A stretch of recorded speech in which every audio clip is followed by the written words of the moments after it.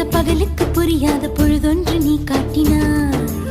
இதயத்தில் நீ இருப்பதனால் நான் தூங்கும் நேரத்தில் என்னுள்ளே தூங்காமல் நெஞ்சுக்குள் வாயாடினாய்.